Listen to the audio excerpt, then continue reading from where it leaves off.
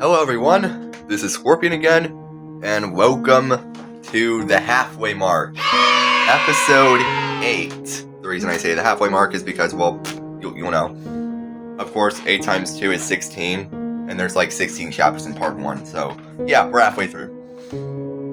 I'm glad if you have been here for this long, if you've been returning for all the episodes, thank you. It means a lot to me. Anyway, this is the first time we get to see the painter. Yeah, the painter, the depressed AI artist, who, in this case, really likes to annoy Emily Shade.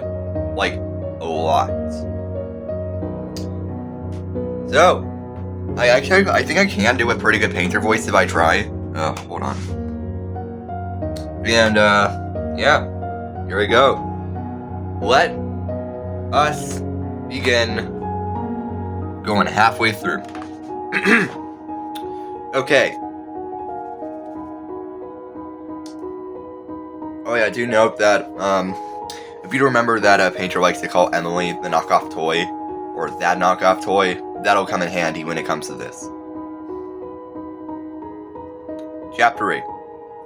I've experienced a lot of things throughout my lifetime. The last thing I want to experience again is one thing. Crypto mining. Painter. Well, originally when it comes to that, in the Pressure War, it's Roblox mining, which is like this cryptocurrency, but I decided to change it for the sake of it. I was originally thinking it could be like Bitcoin mining, but I realized no, that would be like too many product placements, and I'll be like, yeah, I don't want to get sued to oblivion. So, yeah, I'm just gonna keep it the way it is. Here we go. After we cleaned up the helipad and got rid of the dummies, we threw them in the ocean. We went back down to the loading docks, went down the lower stairwell, and arrived at the cargo hold. That's where Painter's hideout was located. Deep in the recesses of the cargo hold, inside of the stack. That's what everyone calls a tall stack of shipping containers. From there, we went inside to the second highest level, where the Painter resided. Yep, used it like in the Pressure Wiki. The_Painter. Yeah. As we neared Painter, he looked at the both of us, first Sebastian, to which he said, "Hi," rather carefully. Lastly, he looked at me and said sternly, "What do you want, knockoff toy?" Sebastian announced in return, in my defense, "We're just here at the stack, checking up on you. Funny how somebody made a house out of shipping containers in the cargo hold." "Well," Painter clarified, "I don't want her here. She's so annoying." Call him a microwave. I heard the imaginary friend speak softly from the back of my mind. A horrible excuse for a microwave. I took her advice. I'd save it for when I would. Let's just pretend that you didn't see that. This is what happens when you don't update your device in a long time. Yeah. Ignoring that, I'm gonna continue. Let's see. I took her advice. I'd save it for when it was convenient.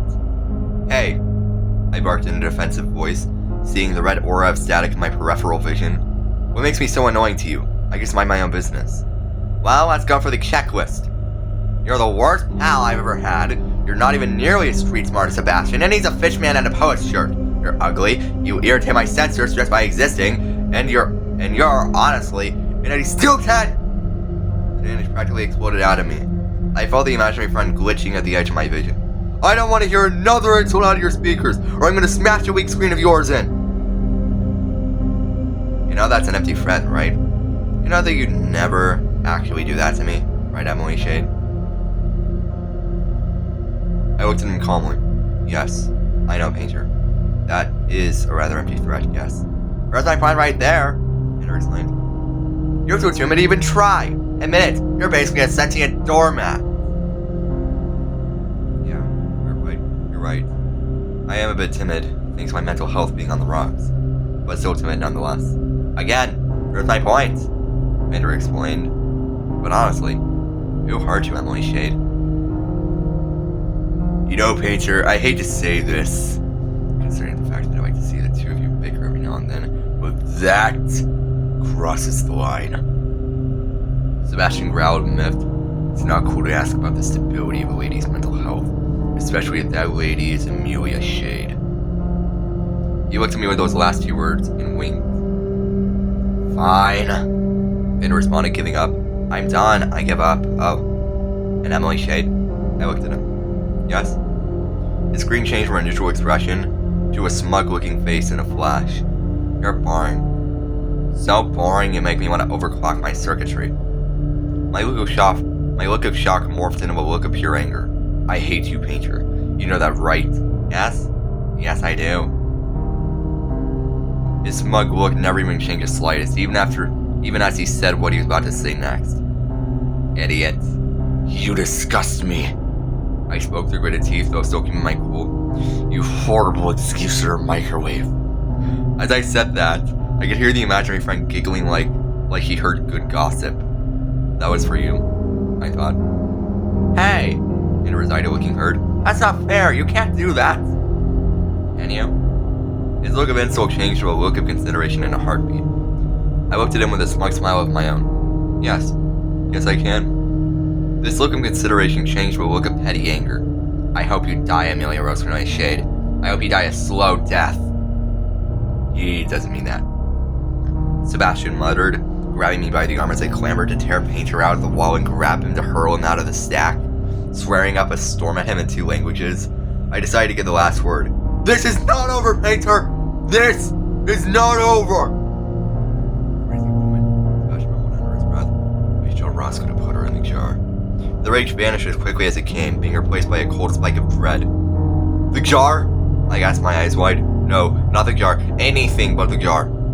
I'm joking, Sebastian barked as we were leaving the stack. Can you handle a joke, kid? I didn't laugh. I couldn't. I never let myself.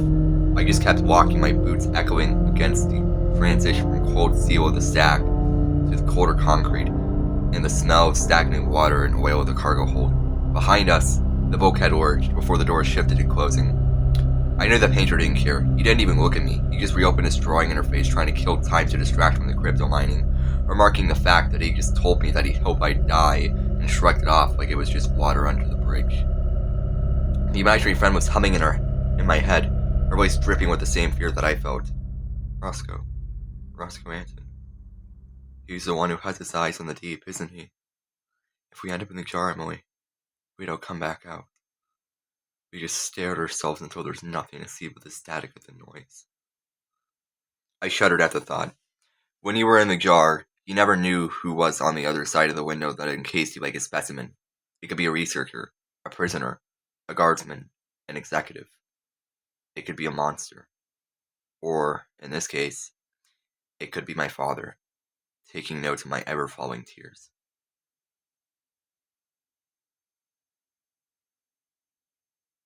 That is Chapter 8. I hope you liked that. That took a while to basically make, considering how I was trying to get the idea of what the little bit of character conversations between Sebastian and Painter, and then Emily and Painter, and then all 3 together. But I think that it's like Emily has a found family when it comes to them. Painter's like a crazed uncle. Painter's like her crazy uncle in a way. Though he does like to annoy her. He really likes to get under her skin a lot. Especially considering how Sebastian will usually say stuff that sets her off. By sets her off, I mean takes her to a dark place. But anyway, that is Chapter 8. I hope that you have a great day, and thank you for watching. This is Scorpion, signing off. See ya!